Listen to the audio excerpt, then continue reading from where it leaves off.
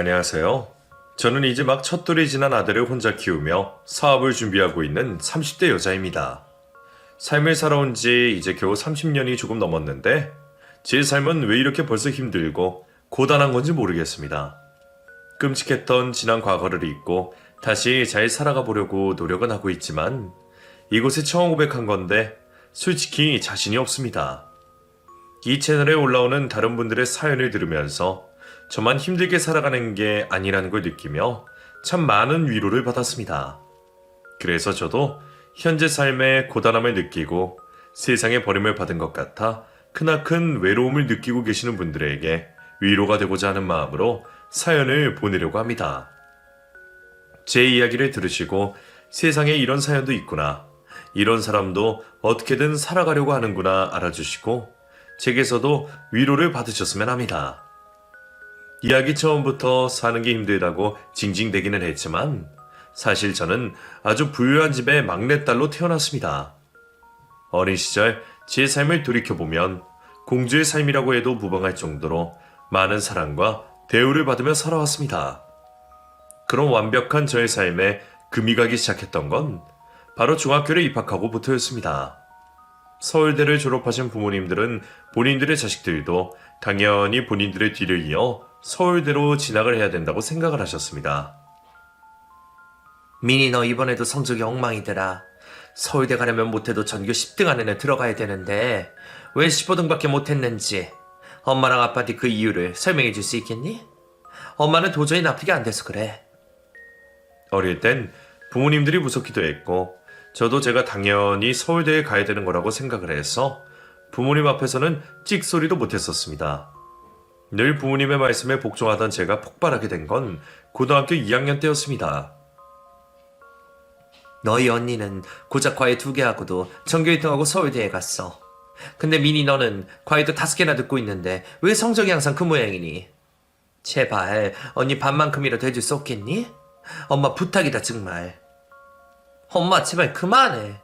나 지금 언니보다 더 열심히 하고 더 많이 공부하고 있다고.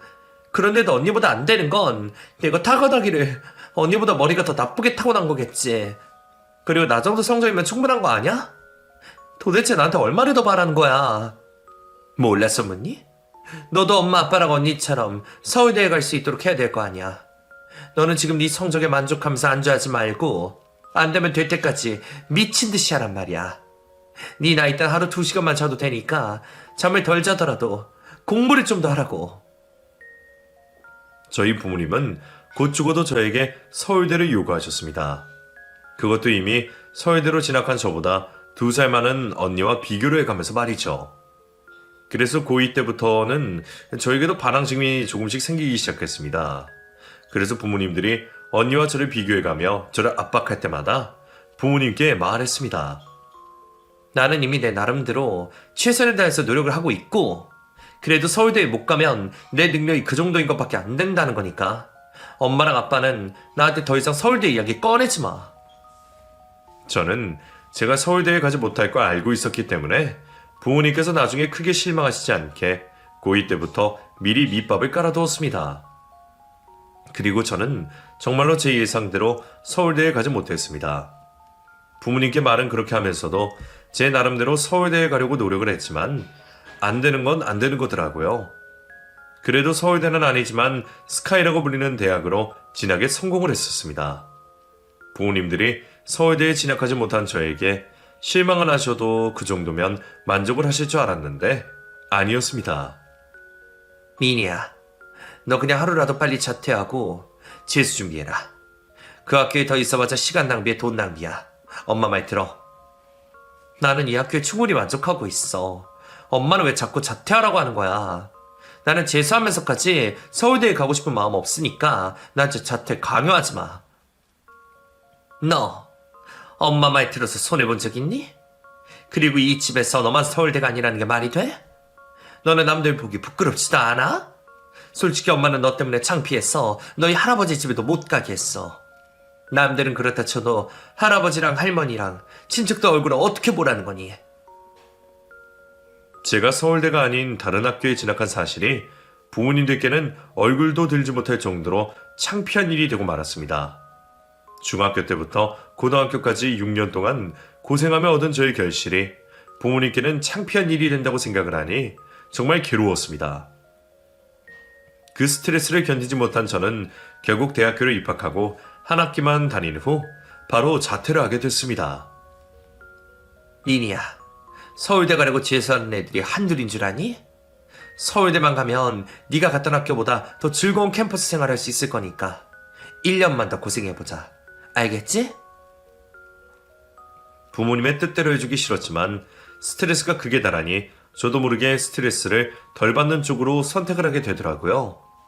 그래서 부모님의 뜻대로 자퇴를 하고 서울대로 재수 준비를 하게 된 것이었습니다.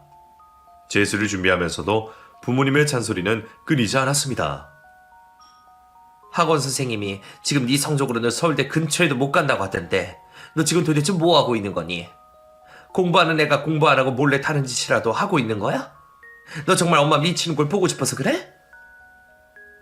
나 지금 엄마가 하라는 대로 하고 있잖아. 눈 뜨자마자 공부 시작하고 밥 먹는 시간 빼고 하루 종일 공부만 하는데 여기서 나보고 너 어떡하라고. 내가 엄마 괴롭히고 싶어서 그런 성적 받는 줄 알아? 해도 안 되는 걸 어떡해. 세상에 안 되는 게 어디 있니? 안 해서 안 되는 거지 못해서 안 되는 건 세상에 없어. 네 언니도 엄마도 아빠도 결국 서울대에 갔다고. 근데 왜 네가 못해? 왜 너만 못하냐고. 제 머리가 서울대 갈 만큼의 머리가 아니긴 했지만 저는 정말 서울대 그 이상의 노력을 했었습니다. 솔직히 부모님이 제 옆에서 미친 듯이 사람을 쪼우지만 않으면서도 저는 재수 1년 만에 서울대에 갈 수 있었을지도 모릅니다. 재수 준비 내내 저를 괴롭히는 부모님 때문에 결국 저는 3번이나 서울대에 떨어지게 되었고 그 이후로는 부모님께 인간 취급도 받지 못하게 되었습니다. 엄마랑 아빠는 너 때문에 쪽팔려서 어디 가서 네 이야기도 못하겠으니까 너 당장 짐 싸서 미국으로 유학 가든지 해. 서울대 못 간다면 차라리 그게 낫겠어. 엄마랑 아빠는 딸이 서울대 못 갔다는 사실이 그렇게 부끄러워? 나를 미국으로 쫓아내버릴 만큼? 그래, 엄마랑 아빠는 밖에서 네가 내 딸이라고 말도 못할 정도로 부끄러워. 그러니까 사람들이 네 이야기 물어보면 대충 둘러댈 수라도 있게 미국으로 유학 가든지 해. 부모님들은 서울대에 가지 못한 제가 부끄러우시다며 저를 미국으로 유학이라는 명목하에 쫓아내려고 했습니다. 부모님이 계시지 않는 미국으로 가게 돼도 계속해서 부모님 곁에 살면 결국엔 스트레스로 금방 죽을 것 같았던 저는 집을 싸서 집을 나와버렸습니다. 그땐 정말 부모님과 평생 연을 끊을 생각으로 나온 거라 집을 나오자마자 휴대폰부터 없애버렸습니다. 모아뒀던 용돈을 가지고 집을 나오긴 했지만 먹고 살기엔 턱없이 모자랐기에 바로 아르바이트를 시작했습니다. 평생 아르바이트를 해본 적이 없었기 때문에 일 구하기도 쉽지 않았는데 운이 좋았던 저는 인자하고 성격 좋으신 젊은 사장님이 있는 곳으로 일자리를 구하게 됐습니다. 처음엔 누군 다 실수를 하니까 미리 너는 기죽지 말고 열심히만 해. 나중에 되면 너도 다른 아르바이트생처럼 능숙하게 잘할 수 있을 거야. 사장이 내가 미리 너 일에 적응할 때까지 기다려줄 수 있으니까 너무 조급해하지 마. 알겠지? 사장님은 실수투성이인 저를 기다려주시고 잘 보듬어 주었습니다. 저랑 나이 차이도 크게 나지 않는데 자수성가한 사장님이 저에겐 서울대 나온 저희 부모님보다 대단한 사람으로 보였었죠. 민이 너 지금 고시원에서 지내고 있다면서? 거기 많이 좁을 텐데 지낼만 하니?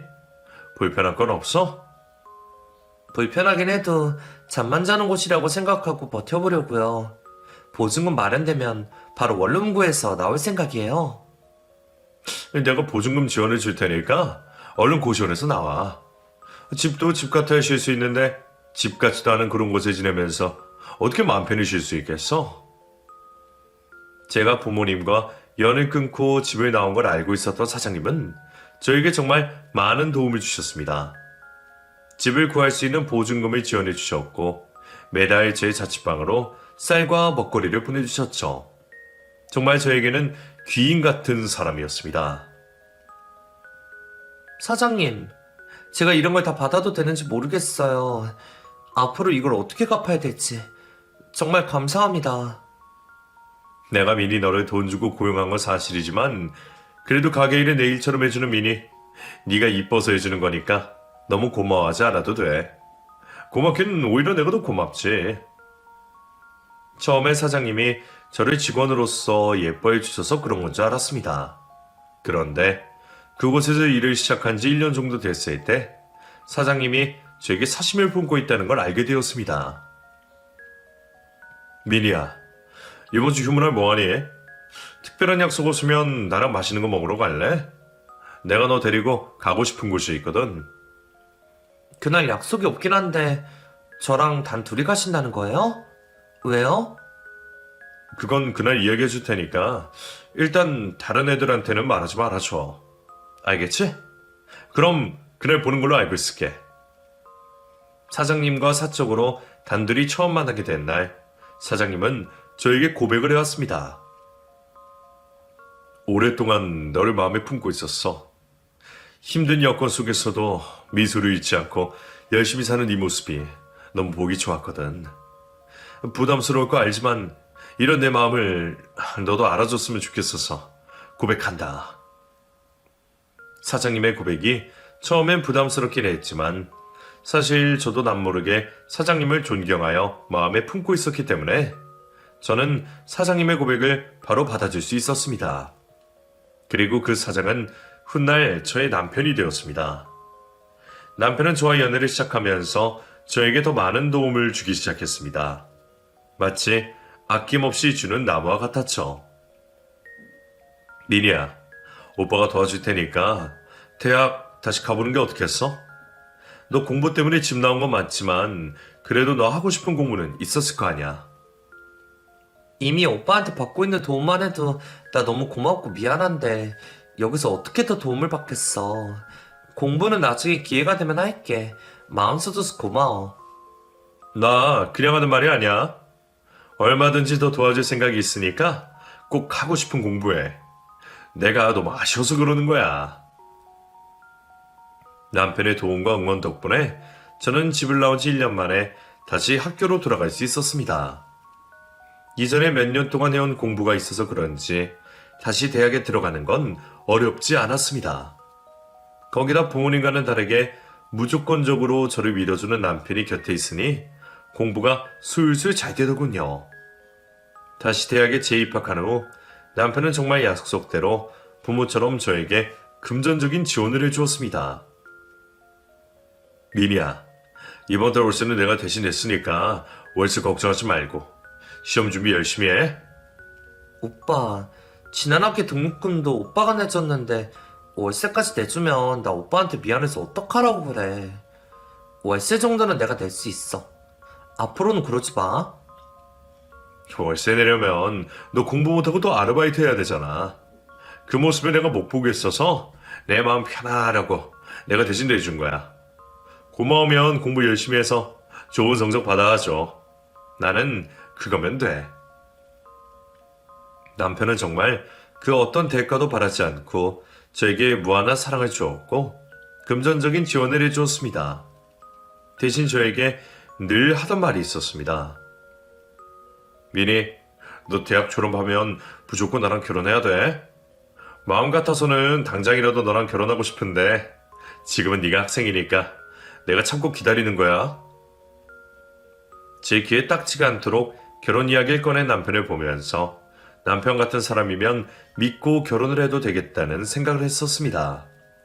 사실 집을 나오기 전 부모님 밑에서 살았을 때까지만 해도 저는 결혼을 한다면 무조건 전문진 직업을 가진 사람이거나 부유한 집안의 아들과 결혼을 해야겠다고 생각을 했습니다. 그런데 남편을 만나고 난 후부터 저의 모든 가치관이 남편 기준으로 바뀌게 되었습니다. 저는 정말 남편이라는 사람 자체를 존경했었습니다. 그리고 남편 덕분에 무사히 대학을 졸업하고 난 후였습니다. 미리야, 대학 졸업도 했으니 우리 얼른 결혼 날짜 잡자. 오빠가 다 준비해뒀으니까 미니 너는 진짜 몸만 오면 돼. 오빠, 결혼하기 싫다는 건 아니고 나 직장은 구하고 결혼하고 싶은데 나 일 구할 때까지만 기다려주면 안 될까? 나도 염치가 있지. 어떻게 결혼도 아무것도 없이 빈손으로 결혼해. 오빠도 미안한데 그것까지 내가 기다려줄 수가 없어. 그 사이에 네 마음이 변하면 어떡해. 나는 이미 충분히 너 많이 기다려준 것 같아. 제가 대학에 졸업을 하자마자 남편은 저에게 프로포즈를 했습니다. 저는 이미 남편에게 받은 게 차고 넘쳤기 때문에 결혼만큼은 제가 어느 정도 자리를 잡고 난 후 결혼을 하고 싶었습니다. 하지만 남편은 그런 저의 말에 초조해하는 모습을 보이며 더 이상 기다려줄 수 없다고 강경하게 말했습니다.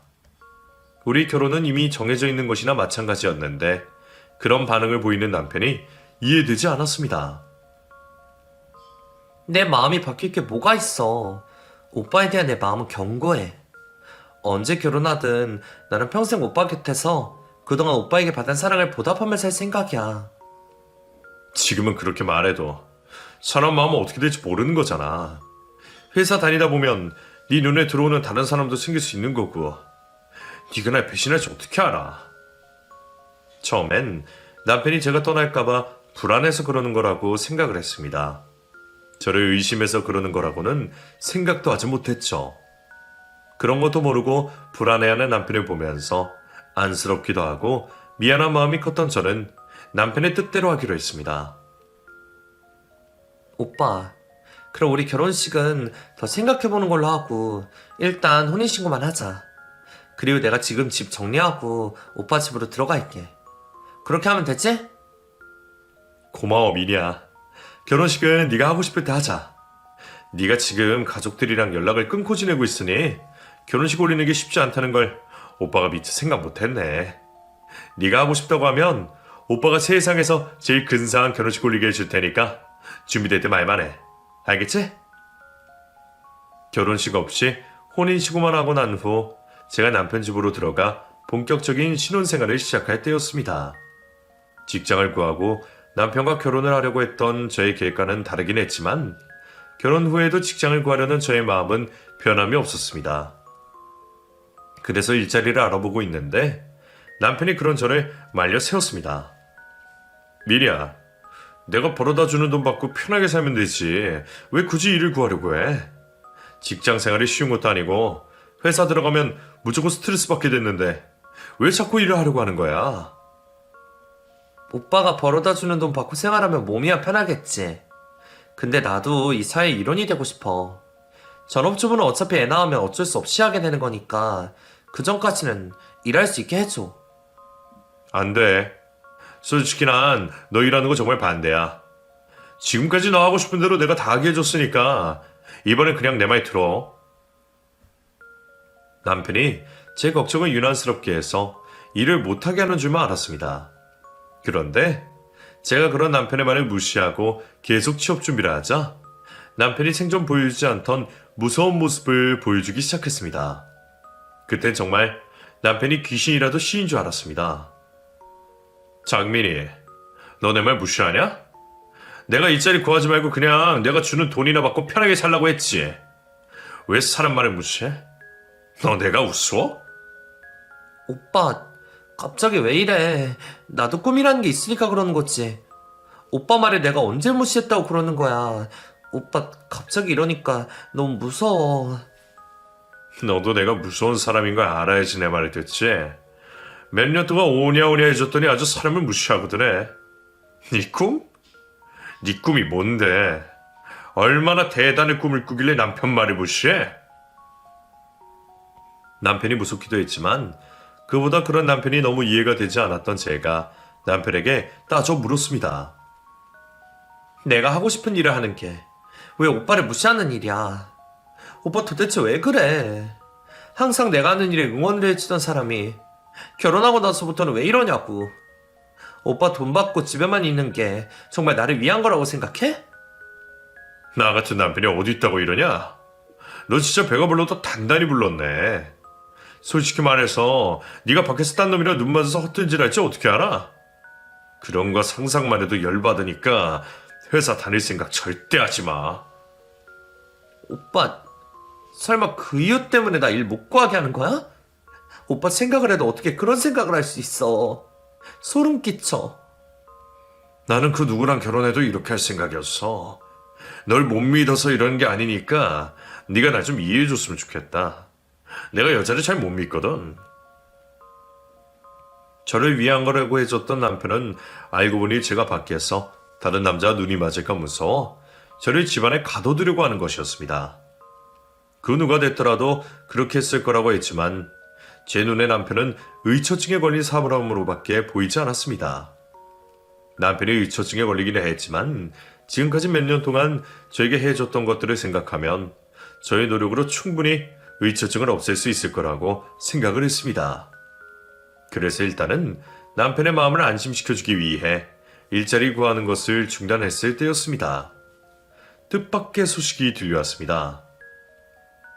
오빠, 나 요즘 몸이 이상해서 임신 테스트기 해봤는데 2줄이 떴어. 아무래도 나 임신한 것 같아. 임신? 그거 잘 됐네. 너 임신했으니까 일 구하기는 글렀다. 어느 미친 회사에서 임신한 여자를 뽑아주겠어? 이왕 이렇게 된 거 집구석에 조용히 박혀있어. 오빠, 왜 또 말을 그렇게 해?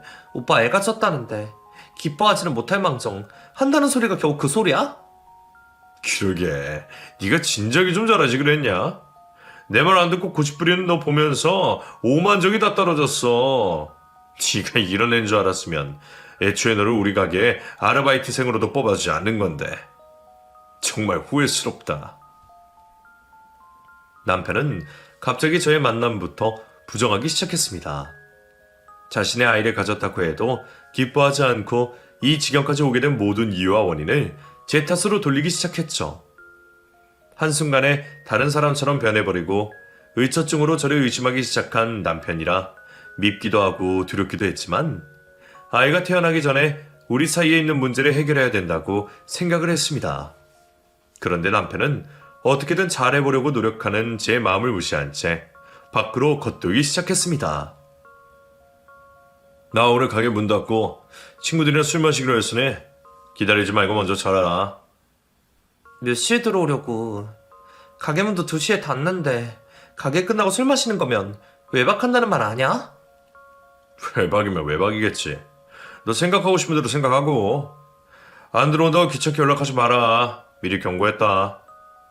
아니 오빠, 요즘 왜 이렇게 외박을 자주 해? 나도 나지만 오빠 몸도 생각해야지. 오빠 술도 안 좋아하면서 왜 갑자기 허구한 날 술이야? 내가 술을 안 좋아하긴 뭘 안 좋아해. 너 때문에 참고 참은 거지. 네가 나에서 아는 게 도대체 뭐가 있냐?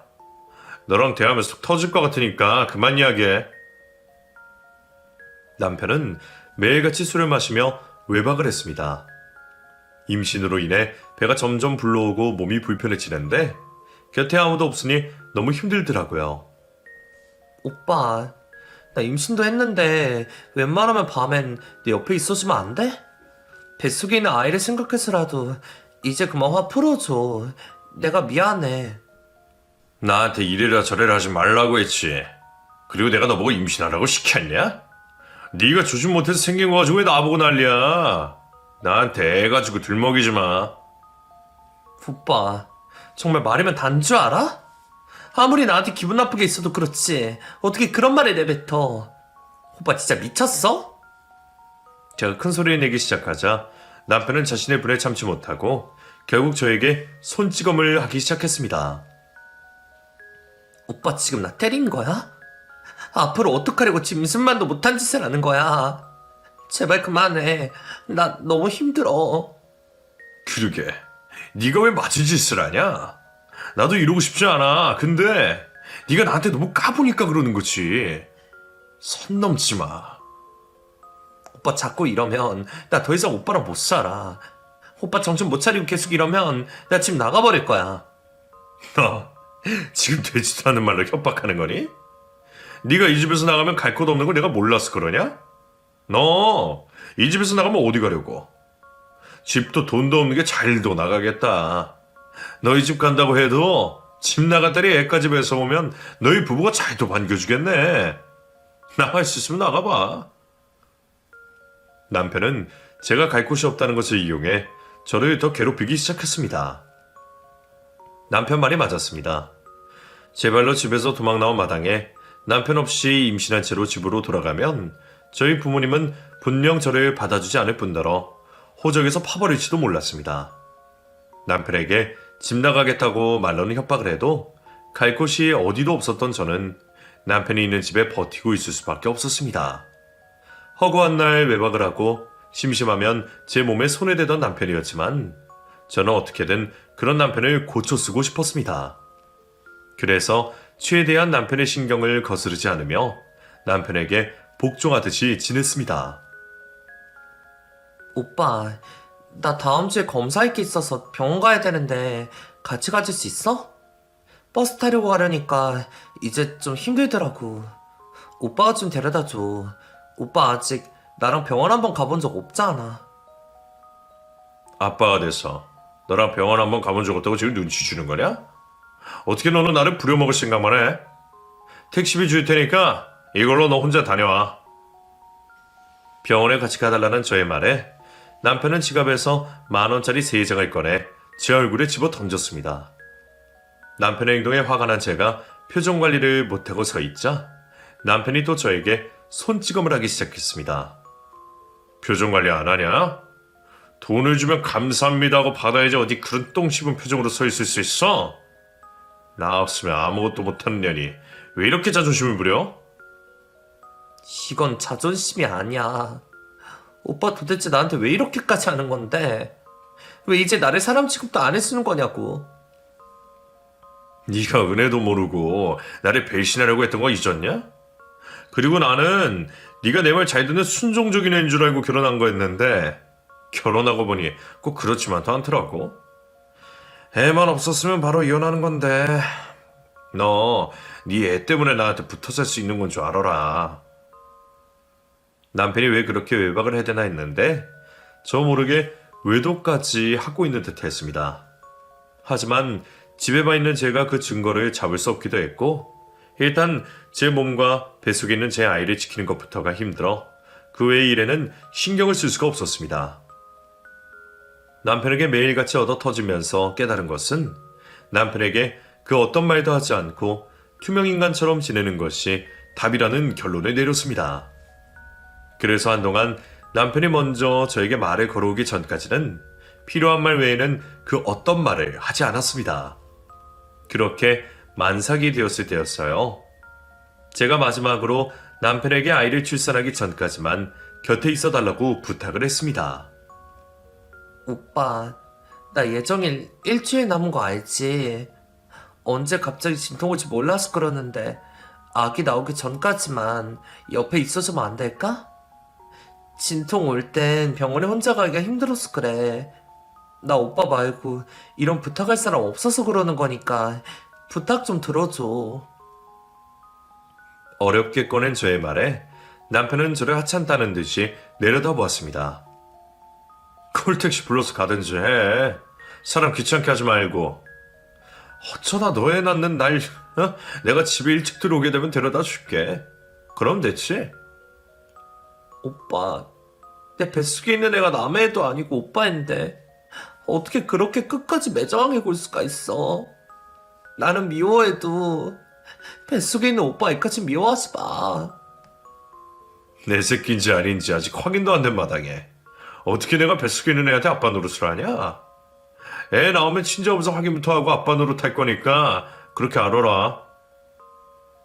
심적으로 너무 힘들었던 제가 참았던 눈물을 흘리자 남편은 우는 소리가 듣기 싫다며 저의 울음을 다그쳤습니다. 그래도 제가 참지 못하고 큰 소리를 내며 울기 시작하자 남편은 결국 또 저에게 주먹질을 휘둘렀습니다. 결국 출산을 며칠 앞두지 않은 상태에서 저는 얼굴에 큰 멍을 얻게 되었습니다.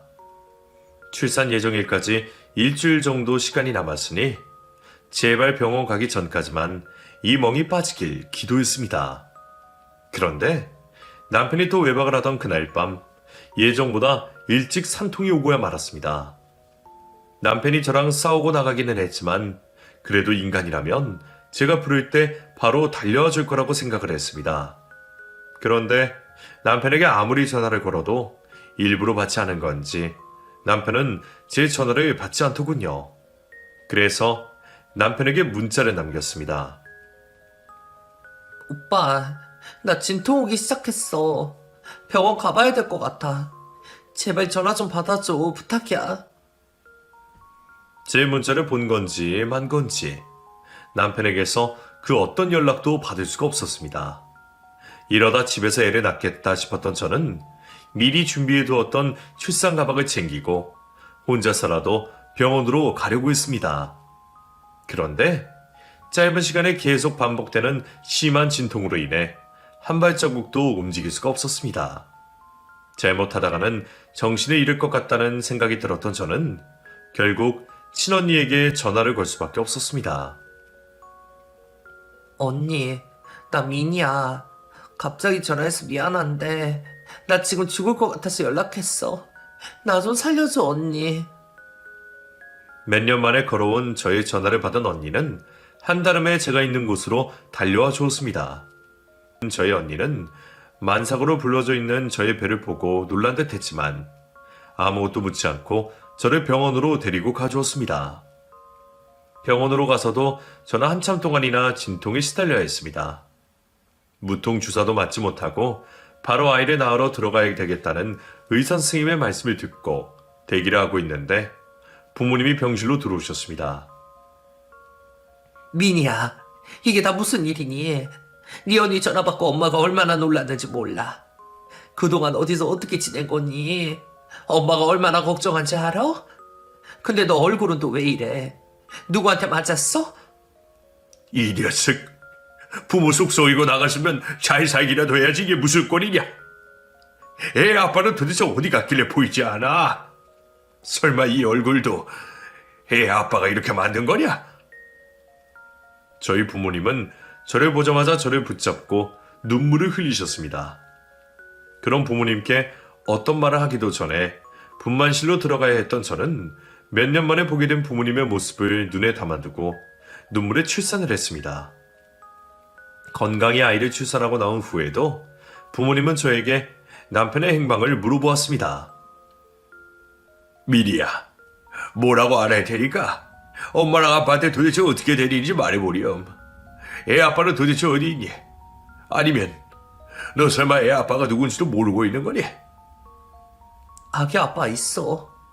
1년만 전에 혼인신고해서 같이 살고 있으니까 걱정하지 마. 곧 올 거야. 그래, 네 얼굴 이렇게 만든 놈이 애 아빠일 거라고 생각했어. 도대체 뭐하는 놈이길래 지 새끼 임신한 아내 얼굴을 이렇게 만들 수가 있어? 어떻게 임산부한테 손을 댈 수가 있냐고.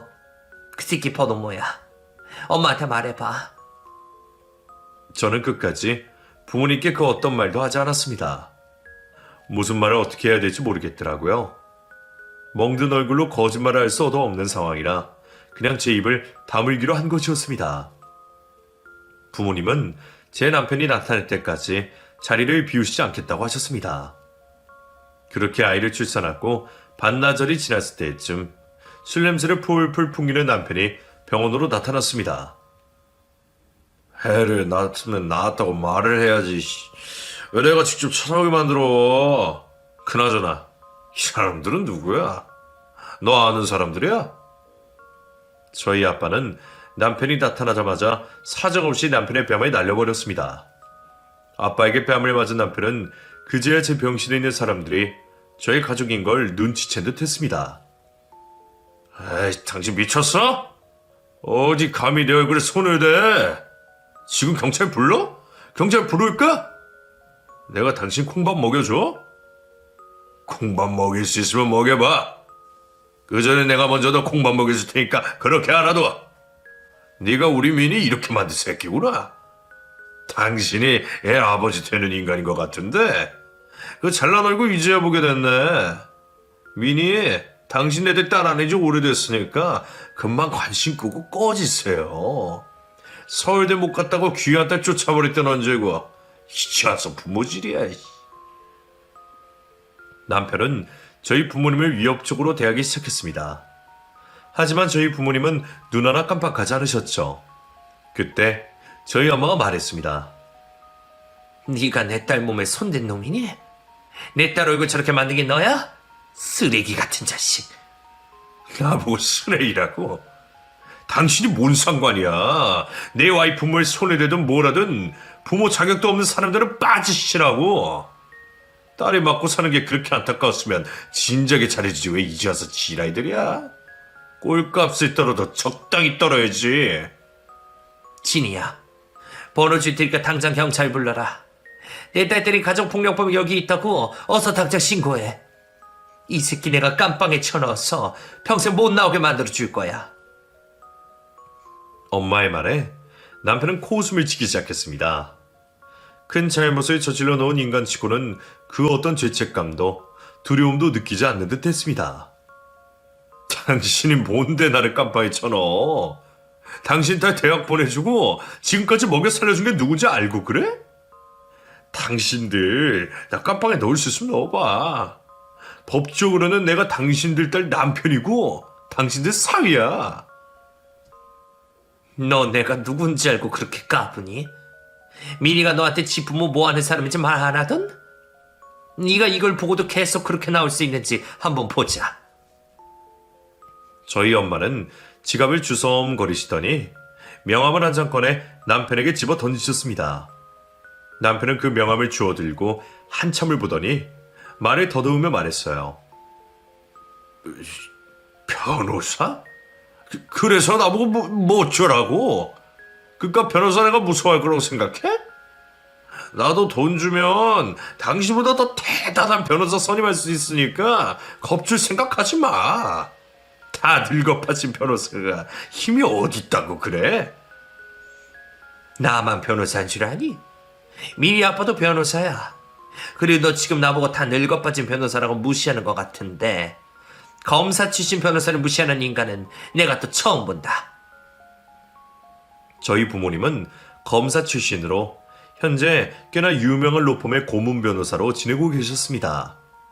부모님 누가 연을 끊고 집을 나온 것이었기 때문에 남편에게 굳이 저희 부모님이 어떤 사람인지에 대해 말하지 않았었습니다. 그래서 남편은 저희 부모님들이 어떤 분들인지 전혀 모르고 있었습니다. 그래서 당신 사위를 진짜 깜빵에 넣겠다는 거야? 딸 서울대 못 보내서 미쳐 날뛰던 인간들이 사위를 전과자로 만든다고? 웃기지 마. 당신들 절대로 나 깜빵에 못 넣어. 딸보다 자기 명예를 더 중요하게 여기는 추악한 인간들이면서. 아니, 내가 있는 인맥 없는 인맥 다 끌어들여서라도 네 인생 박살낼 거니까 그렇게 알아. 인생이 박살나는 게 어떤 건지 내가 보여줄게.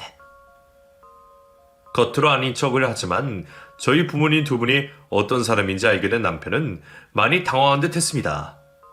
그때 병실 안으로 경찰들이 몰려 들어왔습니다.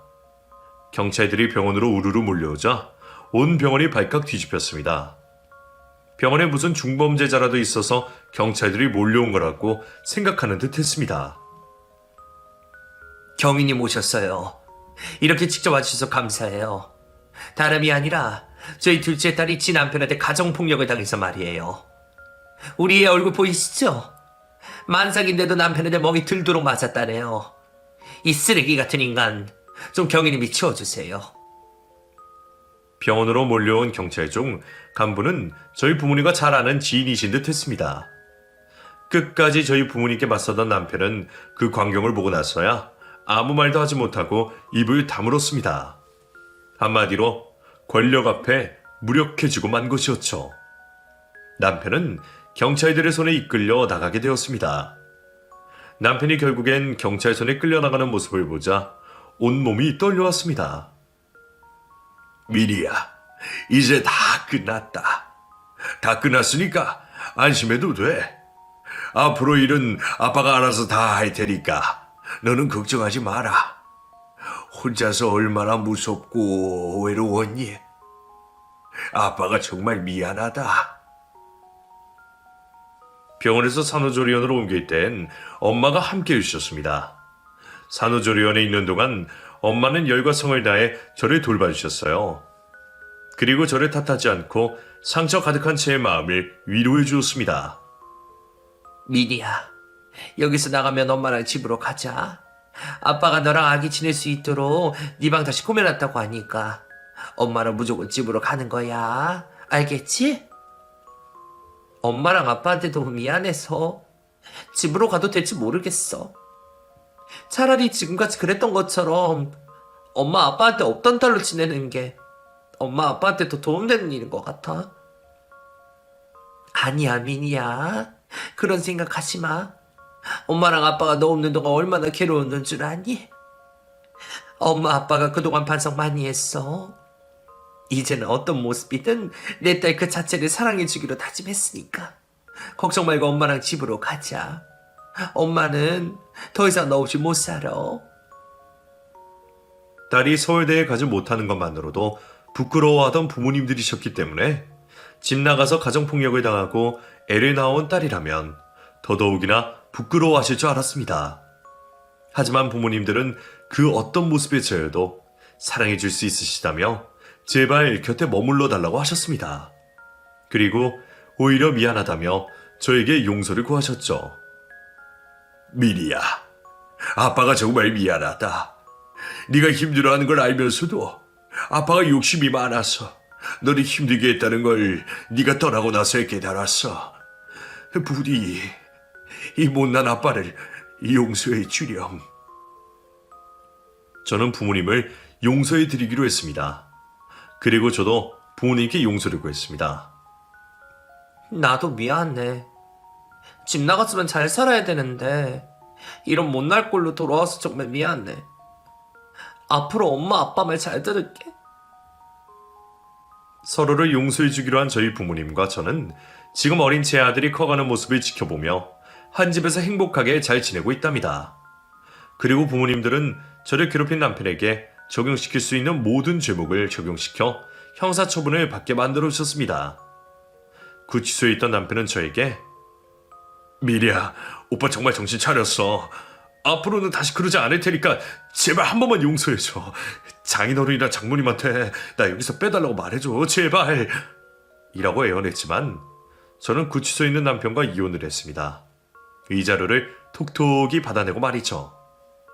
남편에게 받은 위자료로 사업을 시작해보려고 합니다. 지금 생각해보면 부모님에게서 도망쳐 집을 나와 남편의 도움을 받고 살 땐 은연중에 저는 남편 없이 살 수 없다고 생각을 했던 것 같습니다. 그 당시엔 남편만이 저희 유일한 가족이자 저희 편이라고 생각을 했었거든요. 그래서 그렇게 맞고 살면서도 남편에게서 도망치지 못했었습니다. 하지만 지금은 다시 가족들의 품에 돌아오기도 했고 남편과 있는 동안 깨달은 것도 많은 저는 자립심을 키우기 위해 사업을 시작하려고 준비 중에 있습니다. 실패를 하더라도 도전을 하고 싶습니다. 지금까지 제 삶엔 저를 위한 제대로 된 도전이라는 것은 거의 없었거든요. 지금은 비록 부모님의 집에서 부모님의 도움을 받으며 살고 있지만 꼭 사업을 성공시켜 아들과 함께 부모님에게서도 독립을 하고 싶습니다. 여자 혼자서 아들을 어떻게 키울 거냐며 저를 안타깝게 보는 사람도 많지만 꼭 지금 이 시기를 이겨내고 싶습니다. 물론 완전한 자신은 없지만요. 하지만 저는 아직 너무 젊고 제 뒤를 든든히 지켜주고 계시는 부모님들이 있으시니 잘할 수 있겠죠? 오늘 제 이야기를 들으신 인생 선배님들께서 많은 조언과 응원을 해주셨으면 합니다. 그리고 저처럼 힘든 시기를 겪고 있으신 분들에게 우리 잘 이겨내보자고 말씀드리고 싶어요. 겨울이 반드시 찾아오듯 봄도 결국엔 반드시 오기 마련이니까요. 우리 모두 파이팅 합시다.